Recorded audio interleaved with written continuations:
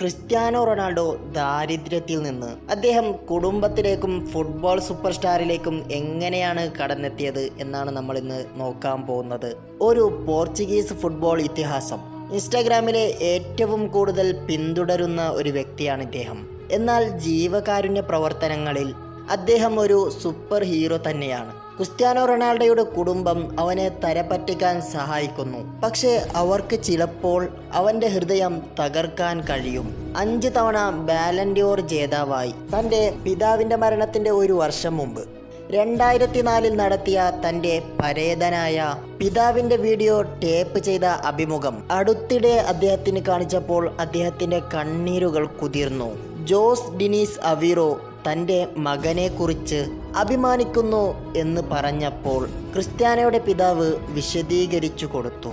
2004 euro championship പോർച്ചുഗലിലെ ലിസ്ബണിലെ സ്റ്റേഡിയത്തിൽ കാണുന്നതിന് പകരം വീട്ടിലിരുന്ന് കാണാനാണ്. എൻ്റെ ഞരമ്പുകൾ വളരെ കൂടുതലാണ്. എനിക്ക് അത് ചെയ്യാൻ കഴിയില്ല.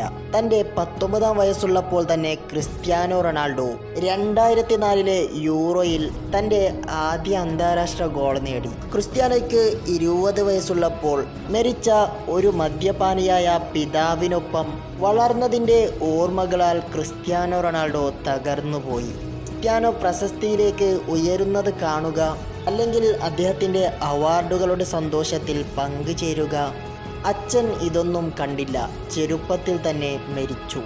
കണ്ണീര് തുടച്ചുകൊണ്ട് ക്രിസ്ത്യാനോ റൊണാൾഡോ പറഞ്ഞു, ഭൂമിയിലെ ഏറ്റവും മികച്ച ഒരു ഫുട്ബോൾ കളിക്കാരൻ ലയണൽ മെസ്സിയുമായുള്ള അദ്ദേഹത്തിൻ്റെ മത്സരം ഒരു ഇതിഹാസത്തിൻ്റെ കാര്യമാണ്. സ്വർഗത്തിൽ നിന്ന് തൻ്റെ പിതാവ് തന്നെ നിരീക്ഷിച്ചതാണോ തൻ്റെ എല്ലാ വിജയത്തിനും കാരണം എന്ന് ക്രിസ്ത്യാനോ റൊണാൾഡോ ഇപ്പോഴും അത്ഭുതപ്പെടുന്നു.